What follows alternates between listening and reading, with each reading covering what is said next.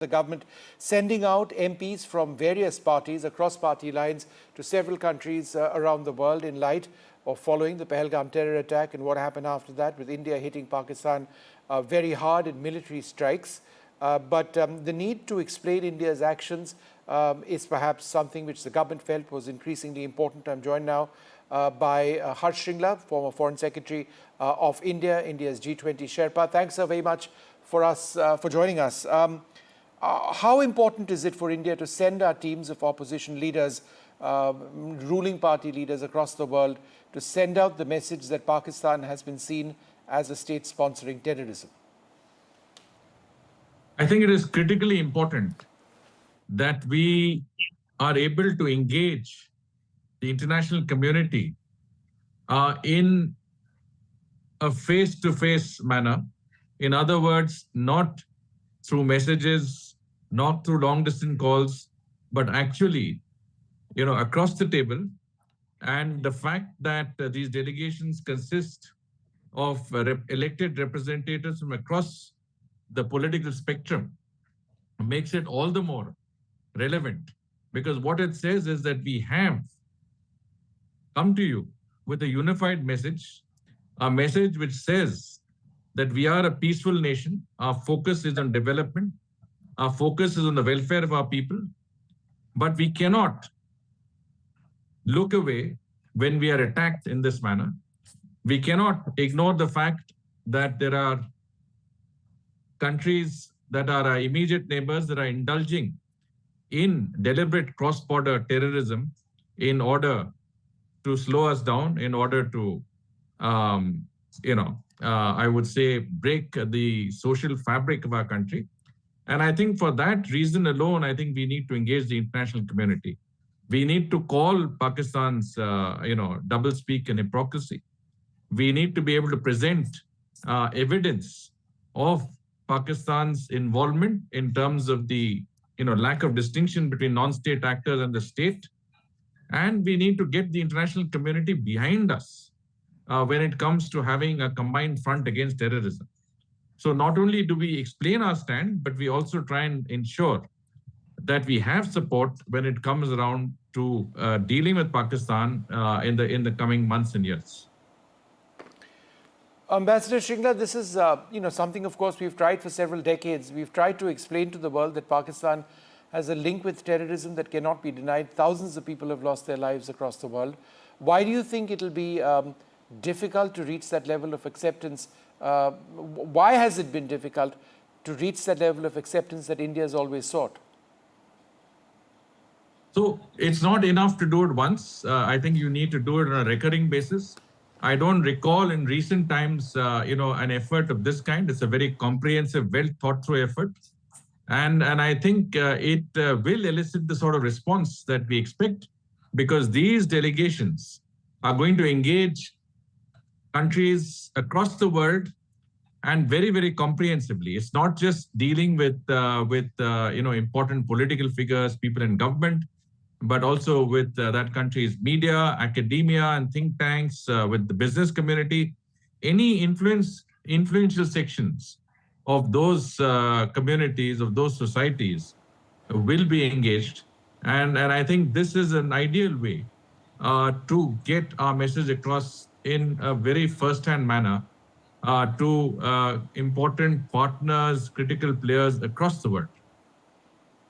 Ambassador Shringla, I wanted to ask you also about the situation in Pakistan with Munir being named as Field Marshal. In your opinion, why is this being done? Does this mean the political system in Pakistan is going to be suppressed further? I would say that this reinforces the existing view that the military is today, not only the primary, let's say, institution that is governing that country, but there is actually very little political oversight. I think in the past, even with sham democracies, you always had a situation where the army chief needed to get the approval of the political establishment on things like extensions of tenure, etc. The current chief, Munir, has not only already got an extension, 2-year extension, but he's also I think, clearly in a position to glorify himself. And I think from that perspective, it shows that not only is the armed forces under Asim Munir in control, but it also is a disturbing trend that Asim Munir himself is seen as a hardliner, a fundamentalist, someone who's been exposed to a madrasa background. He is someone who has revealed some of his thinking in the speech that he gave prior to the Pahalgam attack, and is coming across as someone who is not only a communalist but uses that in order to look at it as his bounden duty to put India on the mat and to aggress India. And so we have to understand the nature of the beast here, and I think we should be able to respond accordingly. It also makes it easier because you're not dealing with separate establishments. You already know who's in control, who's trying to take, who's the organization in Pakistan, which is the organization that is taking primary responsibility for what's happening across our borders. And I think we should be able to deal with them accordingly. So do you believe that Field Marshal, I mean, he now calls himself Field Marshal Asim Munir, poses a bigger danger to India than General Ziaul Haq? Well, it's still early days, but I mean, from what the little we have seen of him, it's not very encouraging. Ziaul Haq was, the person who started the Islamization of the armed forces. He also took a very aggressive stance against India, but he was doing it primarily also because of his own, political reasons, because he wanted to have a constituency that supported him. I'm not sure that this is the case with Asim Munir. I think in his case, the ideology seems to outweigh the pragmatism. And in Zia Haq's case, it was the pragmatism possibly that outweighed the ideology. So there is a difference in that, and I think this is possibly even could even prove more difficult than Zia Haq, and we have to, I think, watch that space very, very carefully. All right, so thanks very much for being with us. Just one more question. What is the guarantee that India's strike will result, in Pakistan putting an end to terrorism? The reason I ask this is because there's always this fear in this country that what if Pakistan is to strike again? Now, we've got a particular strategy post-Op Sindoor, which is laid down on the ground that we will hit them back. But can we always do that? Yes, undoubtedly. I think we have made it clear that, every time there is an attack on India, we will respond. But at the same time, I think the burden of proof will lie with Pakistan. It is not for us to provide that burden of proof. It is not for us to, as long as we are convinced that that attack is coming from Pakistan, we will respond. And of course, when you say response, that response can come in many ways. I mean, you've seen that our response to the attack in Pahalgam has been both kinetic and non-kinetic. We've had we've taken immediate steps on the diplomatic and economic front, holding the Indus Water Treaty in abeyance. We have, taken steps to really cut down on the diplomatic strength of both our missions, stopped any trade, sent Pakistanis living in India back. We minimize the exposure that we have to that country's, ability to harm us through espionage and other factors. So I think, there is a case now for us to co-opt the international community into measures that can hold Pakistan accountable. For example, any loans to be given to Pakistan should be dependent on good behavior. Pakistan should also be placed on the FATF grey list. We have to start working. It might not happen immediately, but we have to start working with our partners, with influential countries across the world in getting their support in this regard, because every country practically has been at some stage or the other a victim of terrorism. Every country understands the scourge of terrorism and that the need to have a zero tolerance policy. And the best way to do it is to have a comprehensive approach in dealing with those countries. And I think the all-party delegations that are going out really is a very good way of engaging these countries firsthand in exactly that endeavor to get them on board in holding Pakistan to account, in getting a more realistic sense of what the Pakistani state is all about, in convincing them that there is hardly any gap between the Pakistani state and its non-state actors, in calling the nuclear bluff that there is no such thing, as using the nuclear bluff, the conventional escalation, dealing the conventional escalation from the nuclear ladder, so to speak. And that's an article that I just wrote in the Hindu op-ed piece just today, exactly on those points, the new normal in India, and the fact that we are taking certain steps to insulate ourselves in the future on some of the steps Pakistan takes to restrict our responses on it. Ambassador Shingla, thanks very much for joining us with MPs of various parties being sent by the government across the world to really send out the message on how India has been a victim of terrorism. We spoke earlier on to the DMK MK Kadimodi, and here's what she said. India's massive diplomatic exercise begins from today with multi-party delegations spanning across the country. One of the MPs leading one of those important delegations is Kanimoi of the DMK. Ma'am, you're going to Russia, one of the time-tested allies of India. How do you feel about this diplomatic exercise, and your own, what is your expectations from this? We are being sent at a very important moment, and India needs to explain itself to the world, because Pakistan is trying to set a very different narrative, far from the truth, and I think it is important that we set the record straight and explain what has really happened. And we have been subjected to cross-border terrorism, and it's not the first time. We've lost, of course, 26 lives. It's not a small thing. And even before that, we know that many incidents like this have happened, and we've suffered so much because of that. So it is time that we explain to the world that this cannot continue. We cannot tolerate terrorism. We cannot accept it in silence. We have to resolve this. Kani ma'am, you're going to very important countries. Greece is particularly important because of what's going on with Turkey. Russia, obviously, because it's our oldest ally. How are you preparing for a visit like this? Of course, we've been briefed, and I'm also, all of us are definitely, we've been keeping tab of what has been happening, and I understand that it is a very important responsibility, and representing my country, especially at a point like this, is a very important responsibility, and I will carry it forward, and I will do it to the best of my ability.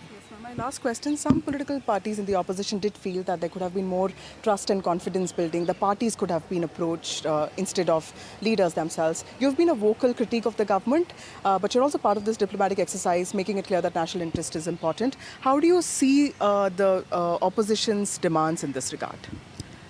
I do not know what happened with every party. I think our party leader was approached, and who has to be sent or not, or whatever, these are minor things. I think the most important thing is that all the parties are being represented, and there's no party which said that they will not send anybody from their party, because we today stand as one against terrorism, and India speaks in one language. India speaks together.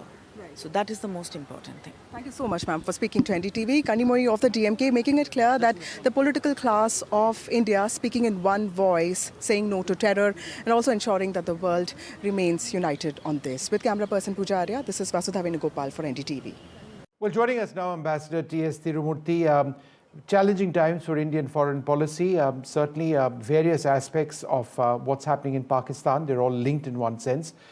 So thanks very much for being with us. My first question, we are sending several MPs across party lines to countries around the world. How is this important in terms of sending the message that Pakistan is a state sponsor of terrorism? It's something that impacts not just India, but countries around the world.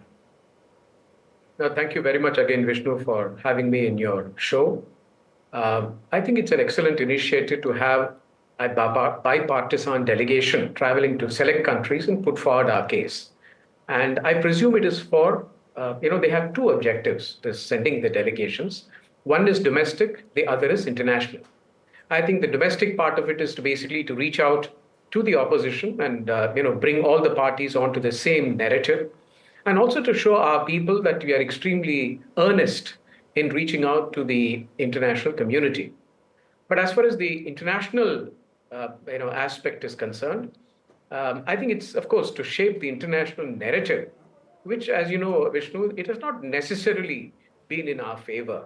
And I think that needs to be corrected. And I think this delegation will certainly convey that we take it with utmost seriousness, this terror attack, and they also should take it with utmost seriousness. And it is also to clear some of the cobwebs of disinformation that the world has been exposed to from a variety of sources, and even more particularly from the Western media. And as you correctly said, we need to expose Pakistan as a hub of terror and their support and backing for Pahalgam, and also our determination to act in our self-defense. And you will see that they have also very carefully chosen the UN Security Council members. And because Pakistan is going to be the president of the UN Security Council in July, and I think, therefore, this has been well thought out, and I really hope that this succeeds. I just want to get your understanding on why you believe that India hasn't received the sort of foreign policy that you'd like to see. I mean, we've had upwards of 15 heads of state, for example, call in and offer condolences for the Pahalgam terror attack. There have been several countries which have been critical of Pakistan's role in terror. Beyond that, what more would you like to have seen? No, I think I think a lot of them have actually condemned terror, even though notably the EU did not do so initially, but later I believe they came and condemned it as well.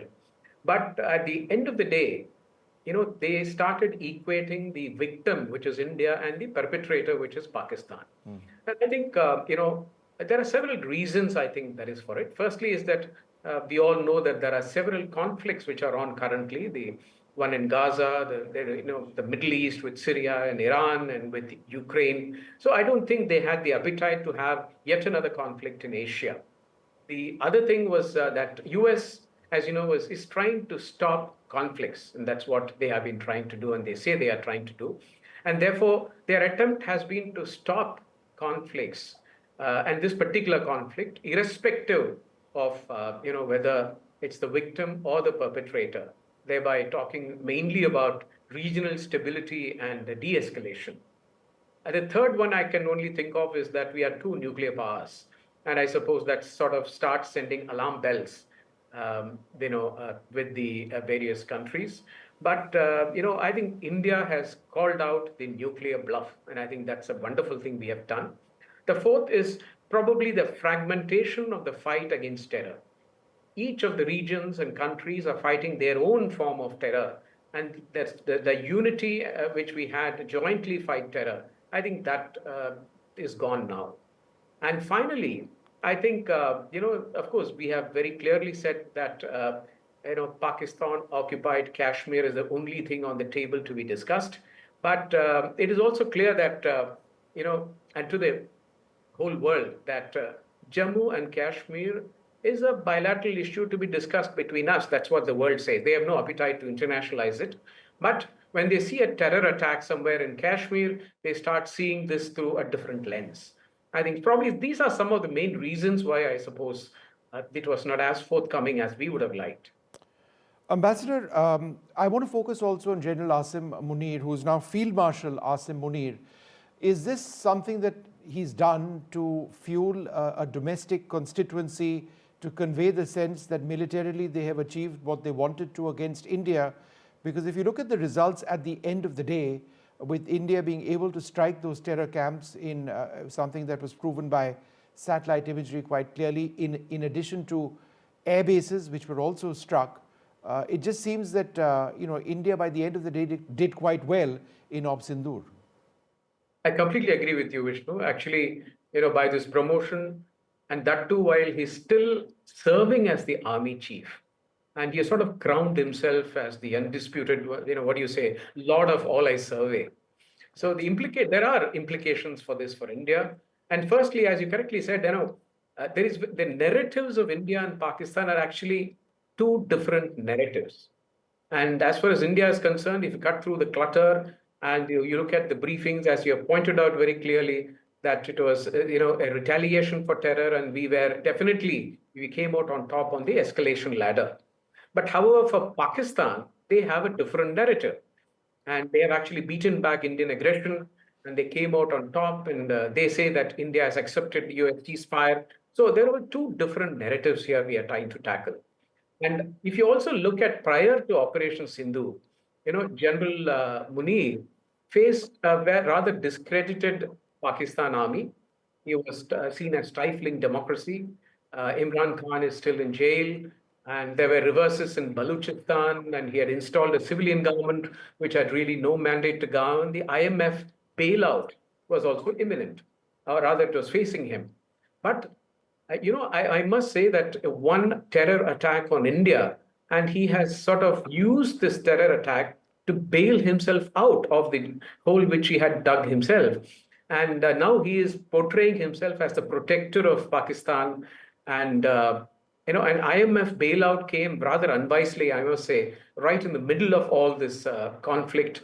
And now he has a civilian government, which is actually his puppet and under his umbrella. And he's now going to support terrorists and Islamic radicals very strongly. So now he's going to have a free hand, in the army. So therefore, you're absolutely right. He's consolidated power, and it is going to have serious repercussions in India. As you know, Vishnu, he sees himself as a cut of the Ziaul Haq's cloth, bleeding India with 1,000 cuts. And he is Islamizing the army. And he has invoked the two-nation theory that the Hindus and Muslims cannot live together. And, after more than 75 years, it's surprising that Pakistan still cannot define itself. And he has to invoke this two-nation thing.